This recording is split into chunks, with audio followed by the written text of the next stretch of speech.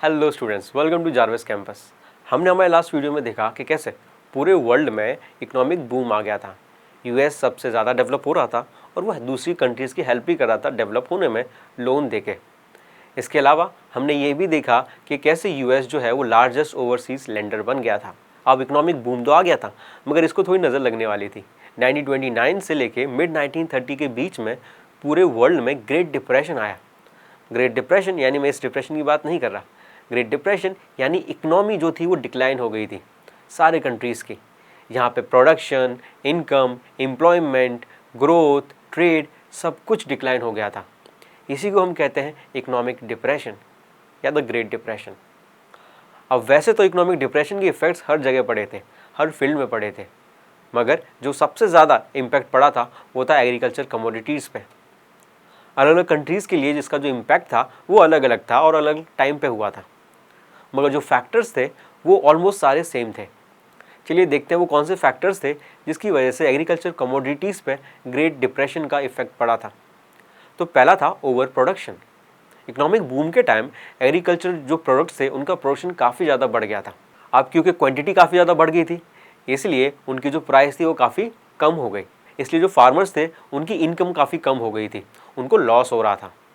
अब इस लॉस से बचने के लिए फार्मर्स ने क्या सोचा, हम ज़्यादा प्रोडक्शन करते हैं तो ज़्यादा बिकेगा तो कम पैसे भी होंगे तो हमें ज़्यादा मिल जाएगा।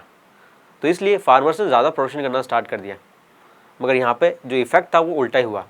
ज़्यादा प्रोडक्शन की वजह से मार्केट में ओवर प्रोडक्शन हो गया, यानी जितना रिक्वायरमेंट थी उससे ज़्यादा तो पहले ही था, अब और ज़्यादा हो गया, जिसकी वजह से जो एग्रीकल्चर प्रोडक्ट्स थे वो सड़ने लगे और उनकी जो कीमत थी बहुत कम हो गई, क्योंकि अब बायर्स ही नहीं थे उनको बाय करने के लिए, इतना ज़्यादा प्रोडक्शन हो चुका था। और इस तरह से एग्रीकल्चर गुड्स में आया ग्रेट डिप्रेशन। जो सेकंड फैक्टर था वो था विड्रॉल ऑफ यूएस लोन्स। हमने देखा था कि 1923 तक जो यूएस था सबसे बड़ा ओवरसीज़ लेंडर बन गया था, यानी वो पूरी दुनिया को लोन दे रहा था। मगर जब उसने देखा कि भाई ग्रेट डिप्रेशन आ रहा है, तो उसने जिन जिन कंट्रीज़ को लोन दिया था उन सबसे वापस लोन लेने लगा, जिसकी वजह से यूरोप की कई सारे जो कंट्रीज़ थी उनकी करेंसी एकदम डिक्लाइन हो गई, पूरी बर्बाद हो गई। वहाँ के कई सारे जो बैंक्स थे वो बिल्कुल बंद हो गए।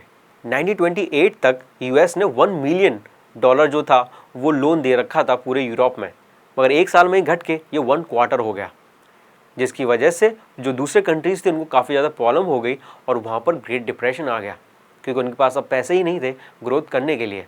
लैटिन अमेरिका में जो प्रॉब्लम्स थी काफ़ी ज़्यादा बढ़ गई, वहाँ के एग्रीकल्चर प्रोडक्ट्स, वहाँ के रॉ मटेरियल की कीमत एकदम कम हो गई और वो पूरी जो कंट्री थी उसमें भी इकोनॉमिक डिप्रेशन आ गया। जो थर्ड फैक्टर था वो था कि US doubling the export duties, यानी यूएस ने जो बाहर से चीज़ें इंपोर्ट हो रही थी उस पर टैक्स डबल कर दिया। ऐसा क्यों किया? ऐसा इसलिए किया क्योंकि यूएस को डर था कि अगर बाहर से सामान यूएस आने लगा तो यूएस के प्रोडक्ट्स की कीमत भी कम हो जाएगी, जिसकी वजह से यहाँ पर भी इकोनॉमिक डिप्रेशन आ सकता है। इसलिए उन्होंने टैक्स बढ़ा दिया, जिसकी वजह से बाहर से जो चीज़ें आ रही थी यूएस में वो काफ़ी ज़्यादा कम हो गई। अब ये यूएस के लिए तो सही था, मगर बाहर वाली कंट्रीज़ के लिए काफ़ी ज़्यादा प्रॉब्लम होगी, क्योंकि उनकी चीज़ें बिक नहीं रही थी और नहीं बिक रही थी, इसलिए उनकी कंट्रीज़ में ग्रेट डिप्रेशन आ गया। वहाँ पर जो ट्रेड थी वो कम हो गई, एम्प्लॉयमेंट कम हो गया। मगर इसका मतलब ये नहीं था कि यूएस में ग्रेट डिप्रेशन नहीं आया था। यूएस में भी ग्रेट डिप्रेशन आया था, उनको भी कई सारी इकोनॉमिक प्रॉब्लम्स से गुजरना पड़ा था। वो प्रॉब्लम्स क्या थी हम देखेंगे हमारे नेक्स्ट वीडियो में। Thank you.